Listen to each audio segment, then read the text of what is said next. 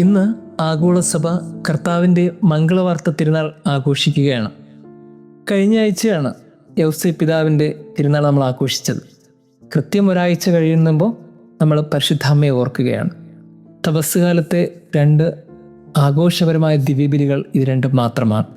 കാര്യം എന്താണ്? കുരിശിൻ്റെ വഴിയിൽ ഒരിക്കലും മറക്കാൻ പാടില്ലാത്ത എന്നും ഓർത്തിരിക്കേണ്ട രണ്ട് ആളുകൾ.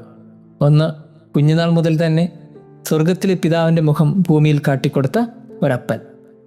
ആശാരിപ്പണി കൊണ്ട് പല കുരിശുകളും ഉണ്ടാക്കി ആ കുരിശിൻ്റെ ഓർമ്മയിൽ മകനെ വളർത്തിയ ഒരപ്പൻ. ആ അപ്പനെ അനുസ്മരിച്ച് കഴിയുമ്പോൾ അടുത്ത ഒരാഴ്ചയിലേക്ക് എത്തുമ്പോൾ നമ്മളൊരു അമ്മയെ കൂടി ഓർക്കണം. നൊന്ത് പ്രസവിച്ച ഒത്തിരി ജീവിതത്തിൻ്റെ വെല്ലുവിളികളും ചോദ്യങ്ങളുടെയും കടന്നുപോയി ആ മകനെ അവസാനം വരെ കാൽവരിയിൽ കയറ്റിവിടാൻ തക്കവിധത്തിൽ മംഗളവാർത്തയെ ഹൃദയത്തിൽ സ്വീകരിച്ച ഒരമ്മ. സമൂഹത്തിന് മുമ്പിൽ ഇവൾ തോറ്റവളാണ്. കാര്യം ഒരു മകനേ ഉള്ളൂ. ആ മകനെപ്പോലും അവൾക്ക് നേരെ വളർത്താൻ പറ്റിയിട്ടില്ല.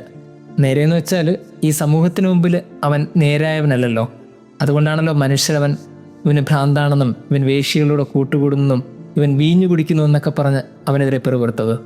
അങ്ങനെയാണെങ്കിൽ സമൂഹത്തിന് മുമ്പിൽ ഈ അമ്മ കേട്ട ഒത്തിരി പരാതികൾക്കിടയിൽ ഒരു പരാതിയും ഒരു ആക്ഷേപവും തന്നെയാണ് ഒരു മകനെപ്പോലും നേരെ വളർത്താൻ കഴിയാത്തൊരമ്മ.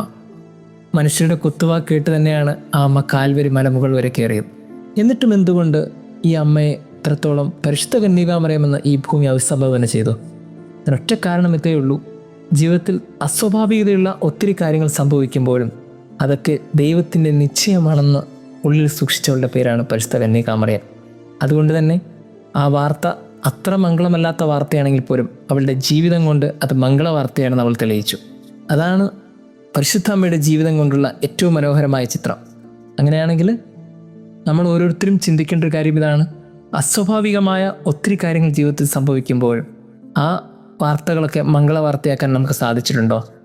ആരൊക്കെയാണോ ജീവിതത്തിലുണ്ടാകുന്ന എല്ലാ കണ്ണുനീരുകളെയും വേദനകളെയും ദൈവത്തിൻ്റെ ഹിതമാണെന്ന് തിരിച്ചറിഞ്ഞുകൊണ്ട് അതിനെ സ്വീകരിക്കാൻ മനസ്സ് കാണിക്കുന്നത്, അത് സ്വർഗത്തിലെ പിതാവിനോട് ചേർത്ത് വയ്ക്കുന്നത്, അവരൊക്കെ മംഗളവാർത്തയ്ക്ക് ചേർന്നവർ തന്നെയാണ്.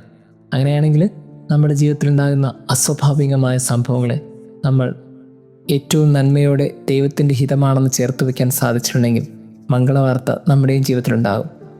ചോദ്യം ഇതാണ്: ജീവിതത്തിലുണ്ടായ ഓരോ വാർത്തകളെയും എങ്ങനെയാണ് നമ്മൾ സ്വീകരിച്ചത്? ദൈവത്തിൻ്റെ ഹിതത്തെ എന്തുമാത്രം ശിരസാ വഹിക്കുവാനാണ് നമുക്ക് കഴിഞ്ഞത്? ആ ചോദ്യങ്ങൾക്കിടയിലാണ് എല്ലാ വാർത്തകളും മംഗളവാർത്തകളും ദുഃഖവാർത്തകളുമായി മാറുന്നത്. ദൈവം നമ്മെ അനുഗ്രഹിക്കട്ടെ.